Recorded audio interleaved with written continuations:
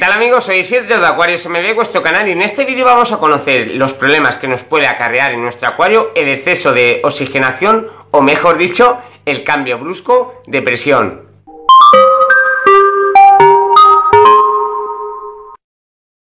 Muchas veces pensamos que puede haber exceso de oxigenación en el acuario, igual que pasa de la misma manera con el exceso de CO2, que es cuando vemos que nuestros peces boquean en la superficie, cuando esto, en base a la experiencia que tengo desde hace 15 y 16 años, yo me atrevo a decir que es imposible que pase en un acuario. Imposible porque básicamente el oxígeno que va a haber disuelto en la columna de agua de nuestro tanque va a ir determinado por la presión parcial que la columna de agua tiene en ese momento. Quiere decir que si yo tengo una presión parcial en mi acuario estando tapado o destapado, que es capaz de tener entre 5 y 10 miligramos de oxígeno por litro de agua, por mucho oxígeno que yo inyectara, no voy a ser capaz de subir esa capacidad de que el agua esté, en este caso, hiperoxigenada. Igual que, por ejemplo, si un low tech tuviéramos un high tech. Si yo en el high tech voy a estar inyectando CO2 y con una fuerte iluminación puesta para que la fotosíntesis de las plantas la puedan realizar al 100%, sí que es cierto que en la columna de agua, sobre todo por la tarde, que es cuando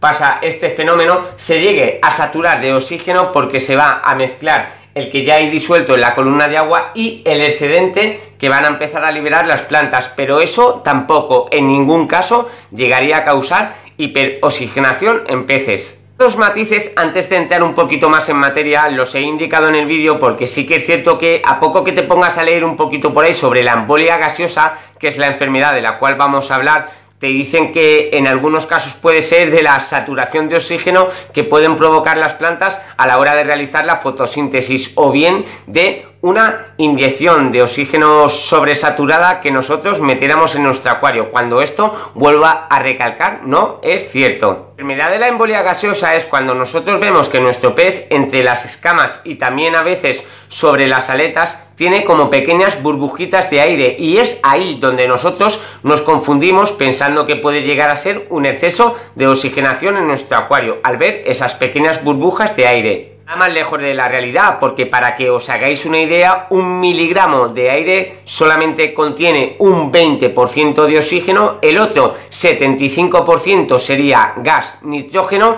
y el 5% restante CO2. Los datos que acabo de dar, estos tanto por ciento tanto del oxígeno, del nitrógeno como del CO2 compuestos en el aire, son súper importantes saberlos, porque ahora vamos a hablar del problema que genera la embolia gaseosa. Enfermedad, la embolia gaseosa, las burbujitas en las escamas y en las aletas de nuestro pez, es generada por los cambios de presión en nuestra columna de agua. Si yo, por ejemplo, tengo aquí una disolución de oxígeno, CO2 y nitrógeno, y de una le cambio la presión metiendo de golpe una bomba de movimiento o bien poniendo un filtro de cascada, voy a hacer que todos los valores de la presión cambien de golpe. Sobre todo cuando hacemos los cambios de agua a lo bruto. Si por ejemplo yo le saco a mi acuario 20 litros y en vez de introducir el agua nueva poco a poco, cojo el cubo y lo capuzo de golpe, lo que voy a hacer es meter agua con muchísima presión que acaba de salir del agua de red en el acuario, cambiando por completo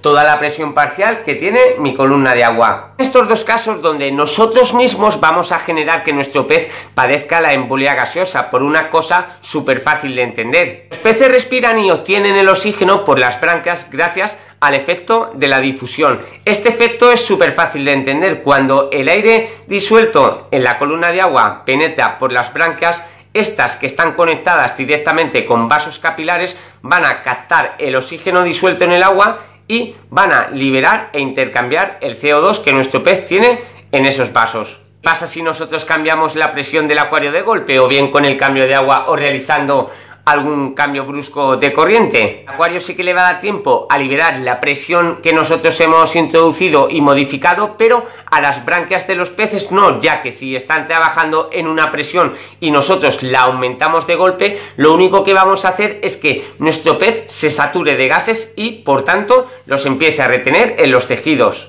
Es aquí donde veremos pequeñas ampolletas, como he comentado en varias ocasiones, ya sea en las escamas o bien en los radios de las aletas. Podemos hacer para evitar este problema y prevenirlo, ya lo hemos visto en el vídeo. Cuando hagamos los cambios de agua, no hacer estos de golpe y tener cuidado de no cambiar de manera brusca la presión de nuestro tanque. Y por otra parte, cuando coloquemos un filtro nuevo o bien una bomba de movimiento, tener también en cuenta de que no sea de una manera muy brusca para nuestros peces. Más amigos, por la parte que me toca poco más. Espero que os haya gustado el vídeo y que os haya quedado bien claro por qué se produce la embolia gaseosa y cómo debemos de prevenirla. Ya sabéis que si tenéis algún tipo de duda o sugerencia la podéis dejar en el cajón de comentarios, porque siempre los contesto a todos. Que paséis buena tarde, chicos.